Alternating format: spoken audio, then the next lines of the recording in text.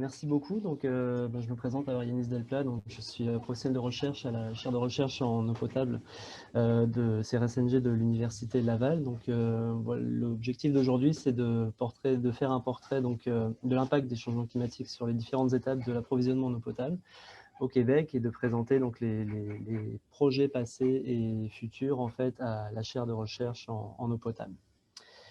Donc, donc pour commencer, en fait, Monsieur Turcot donc, a fait donc déjà un aperçu très détaillé des différentes tendances passées et futures en ce qui concerne donc, le volet climatique et hydrologique au Québec. Donc je vais passer rapidement.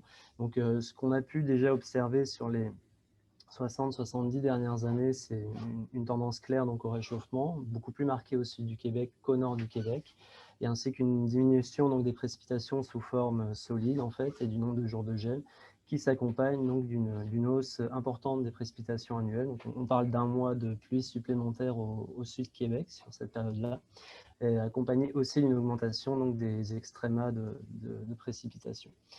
À ça, donc, se surimpose en fait de manière assez logique donc, aussi une hausse de la variabilité des cycles de gel-dégel en hiver.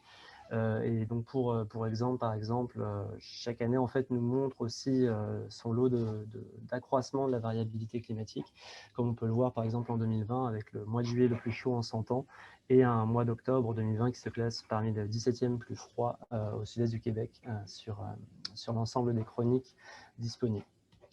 Donc, les effets futurs voilà, ont été déjà pas mal présentés, donc c'est une continuation attendue de ces tendances-là, avec donc certaines incertitudes. Une hausse évidemment des températures de l'air et de l'évapotranspiration, des pluies extrêmes en fréquence et en intensité, donc là c'est un impact particulier aussi pour les ressources en eau potable. Évidemment, la fréquence de cycle de gel-dégel sont aussi impactées, tout comme potentiellement donc, les durées des sécheresses, ainsi que les faibles débits et les périodes d'inondation à la fois hivernales et estivales. On anticipe aussi une hausse des feux de forêt et une hausse des niveaux de la mer, donc ça peut aussi avoir un impact sur nos prises d'eau potable au Québec. Donc ces variables climatiques ont un impact sur toute la chaîne de distribution, donc en commençant par la source bien évidemment. On pense plus particulièrement d'ailleurs aux ressources en eau de surface, et c'est particulièrement pertinent au Québec puisqu'on a 80% de l'eau potable qui vient justement de ces eaux de surface. Donc ces différentes variables climatiques telles que la température, les pluies intenses vont avoir un impact évident sur la qualité des eaux. On peut penser aussi qu'un accroissement donc, de tempêtes, de situations donc, de climatiques extrêmes vont avoir un impact aussi sur l'infrastructure, donc en particulier donc, sur la prise d'eau, le traitement ou le réseau de distribution, comme on va le voir tantôt. Donc à ça donc s'ajoute un impact aussi sur la qualité des eaux aux différentes étapes de la chaîne d'approvisionnement en eau potable. Donc c'est bien évidemment sur la source, mais aussi au niveau des différentes étapes du traitement, au niveau du comportement aussi, de la variabilité de la qualité de l'eau dans le réseau de distribution, et enfin au robinet du consommateur. Donc j'ai parlé donc de l'influence climatique sur les ressources en eau, donc en particulier en eau de surface. Il faut savoir que c'est plutôt les combinaisons d'événements extrêmes qui sont les plus à surveiller parce qu'elles sont les plus à risque et c'est les plus difficiles aussi à prendre en compte et à s'adapter donc contre ces événements-là pour les chaînes d'approvisionnement en eau potable. Donc on peut penser donc à ce qui est aussi un des facteurs principaux des changements climatiques, c'est un renforcement donc, du cycle de sécheresse-réhumidification. Donc comme on peut le voir au Québec, on a pu le voir aussi l'an dernier avec une fin de printemps particulièrement sèche. Donc ces cycles-là en fait sont connus pour favoriser donc, la décomposition de la matière organique et permettre un plus grand lessivage dans les eaux de surface lors d'épisodes de réhumidification. Donc ces impacts-là sont à plus long terme et sont assez bien connus. Il y a ensuite l'impact aussi des feux de forêt et des pluies, donc beaucoup mieux renseigné dans certaines zones particulièrement à risque, comme par exemple en Alberta, au Colorado ou bien évidemment en Australie, suite aux feux de forêt importants de l'année dernière.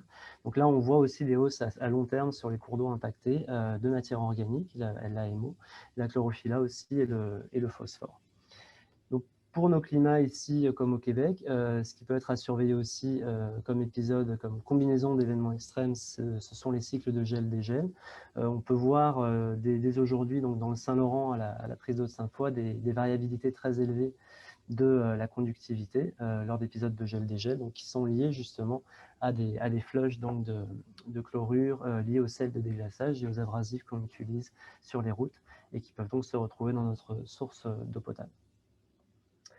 Et un des autres facteurs aussi à considérer, ce sont les fortes pluies, l'augmentation des températures combinées, donc qui peuvent donc accroître la présence de nutriments et de phosphore en particulier dans les eaux de surface et provoquer donc des blooms estivaux de cyanobactéries, qui peuvent aussi produire des cyanotoxines, donc qui elles ont un impact sur la santé humaine.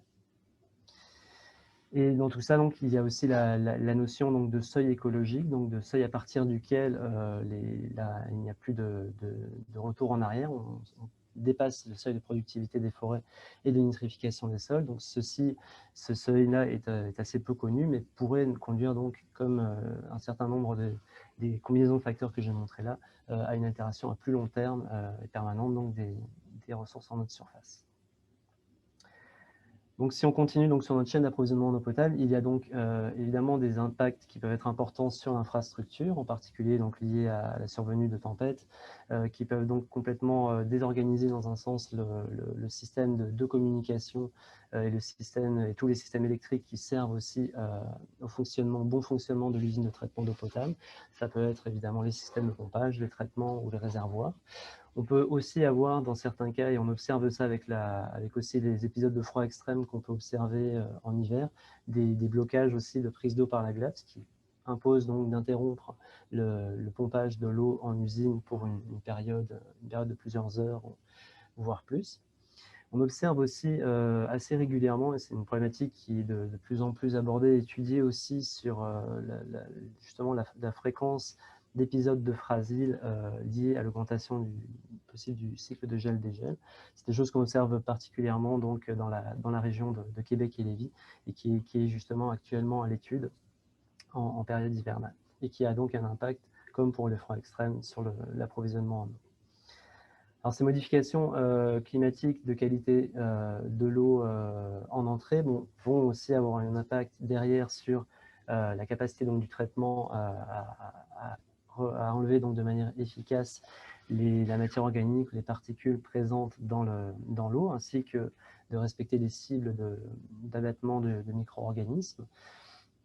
Il y a aussi un impact derrière sur les coûts d'opération du traitement. Donc, s'il faut adapter le traitement, s'il faut s'adapter donc à plus d'épisodes de contamination liés à des flushs de matière organique, il faut utiliser aussi plus de produits chimiques pour maintenir donc le respect des seuils d'abattement de turbidité de micro-organismes, ce qui implique donc une quantité plus importante de produits chimiques, donc à la fois des sels de coagulation, mais aussi de chlore, qui est un des désinfectants les plus utilisés en eau potable ici au Québec. Et donc, ceci va donc avoir un impact sur les coûts d'utilisation de réactifs et aussi un impact sur la production derrière de boue donc, liée au traitement de l'eau. Il y a aussi une problématique d'encrassage plus rapide et plus fréquent des filtres, des membranes filtrantes utilisées en station et une baisse potentielle de la durée de vie, donc liée à une augmentation de la fréquence de ces épisodes-là. Donc, tout ceci peut, in fine, aussi amener à un redimensionnement des ouvrages afin de tenir compte justement de la variabilité future en termes de qualité de l'eau et potentiellement aussi des nouvelles étapes de traitement pour accroître la résilience justement à ces épisodes. Alors en réseau de distribution, là aussi, on a des impacts qui peuvent être importants en termes de la qualité de l'eau potable. Un des principaux impacts qu'on peut observer en été, c'est quelque chose qui est très bien renseigné, c'est justement le taux de consommation du chlore qui va doubler pour une hausse de température de 5 degrés. Donc ici, on peut avoir donc des problèmes aussi derrière, potentiellement de recroissance microbienne et des modifications donc, de désinfectants qui conduisent aussi à une hausse de la réactivité donc, de la matière organique et de la production de ce produit de la désinfection dans les réseaux de distribution. Donc avec ces modifications de paramètres-là, derrière se pose une question pour la santé, aussi de respect de la réglementation, avec potentiellement des dépassements de seuil pour certains sous-produits de la désinfection, comme les trialométhanes. Et aussi donc la question aussi de la perception de la qualité de l'eau vient aussi avec potentiellement des épisodes plus importants de goût et d'odeur au robinet et des plaintes des consommateurs. Je parlais de qualité de l'eau, les infrastructures aussi sont bien évidemment impactées par ces épisodes extrêmes. Alors pour ce qui est en bout de chaîne, donc des risques sur la santé humaine, donc les plus connus sont les risques microbiologiques. On le connaît donc parce que la majorité des événements hydriques qui ont pu avoir lieu aux États-Unis ont eu lieu après des épisodes de forte pluie, donc en particulier donc parmi les plus connus, les épisodes de Milwaukee et de Walkerton ici au Canada, qui ont touché particulièrement les communautés, avec plus de la moitié donc, de la population touchée et une létalité aussi importante dans ces cas-là. On a aussi le risque chimique qui est de plus en plus considéré avec potentiellement l'accroissement des sous-produits de désinfection dont je parlais tout à l'heure et des effets qui sont potentiels donc, sur le cancer de la vessie et sur la reproduction.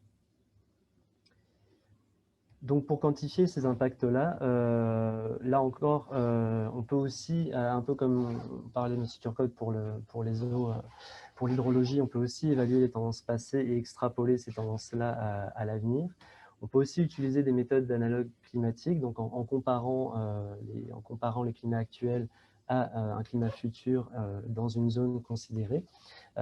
Particulièrement, par exemple, si là on parle des analogues spatiaux climatiques. On a aussi ce qui est assez populaire, la modélisation quantitative, selon plusieurs scénarios d'émissions, et la modélisation qualitative, donc, qui peut être faite via des panels d'experts. Donc justement, à la chaire de recherche en eau potable, on a mené plusieurs études de cas en utilisant différents de ces outils. Donc depuis une dizaine d'années environ, donc on a des projets qui sont faits à l'échelle des municipalités du Québec. Donc à la fois qui mêlent des campagnes d'échantillonnage sur le terrain, des expérimentations de modélisation avec différents scénarios et l'utilisation de panels d'experts. Donc je vais vous en présenter les principaux par la suite ici. Donc, on a fait plusieurs projets sur les sources d'eau potable. Donc, un des principaux a concerné 24 sources d'eau potable au sud de Québec. Ici, pour voir la variabilité des turbidités et des coliformes fécaux, qui sont des indicateurs importants de qualité de l'eau de la source pour l'approvisionnement en eau potable. Et ici, donc, on a appliqué différents scénarios en fonction donc, des scénarios d'émissions de gaz à effet de serre à un horizon lointain, donc l'horizon 2090.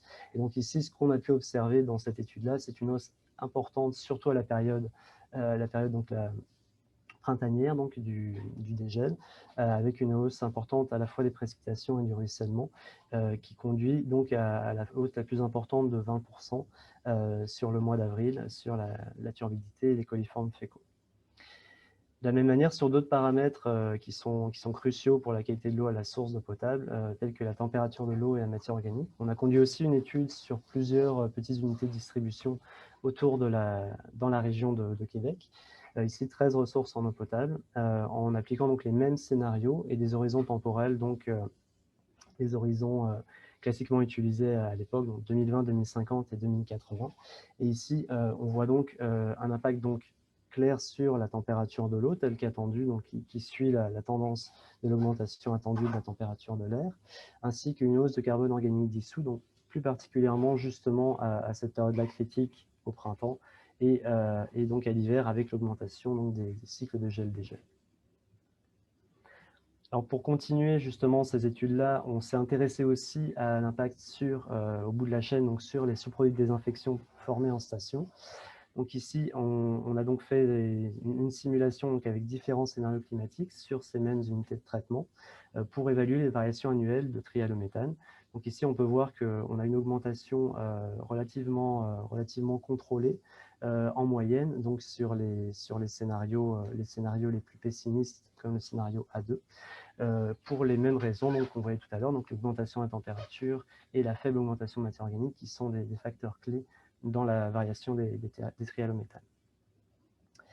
Alors pour ce qui est aussi des trialométhanes dans le réseau de distribution, là on s'est intéressé à une étude assez large sur 108 unités de traitement, donc, qui couvre tout le Québec, qui inclut par exemple la ville de Québec ou la ville de Sherbrooke, ainsi que la ville de Gatineau. Ici on s'est intéressé donc à la probabilité de dépasser la valeur de 80 microgrammes litre, qui est celle fixée par le règlement sur la qualité de l'eau potable. Et donc ce qu'on a pu voir ici, c'est finalement une variabilité importante, d'autant plus importante en fait, selon que les usines utilisent une chloration simple, comme environ un tiers des usines dans notre échantillon, ou un traitement avancé, donc c'est-à-dire un pré-traitement de l'eau avec filtration ou coagulation suivi d'une désinfection. Donc comme on peut le voir ici, en fait, par rapport donc à la vulnérabilité actuelle, la fréquence de dépassement va être grandement impactée, et plus grandement impactée pour des usines qui n'utilisent que la chloration, avec 6 points d'augmentation donc au total sur l'ensemble des saisons. Donc, je vois que le temps file, je vais essayer de me dépêcher. Pour ce qui est aussi des études terrain que nous avons fait, nous faisons plusieurs études en temps de pluie pour évaluer in situ l'impact justement des épisodes de forte pluie après des périodes de sécheresse sur la qualité des eaux.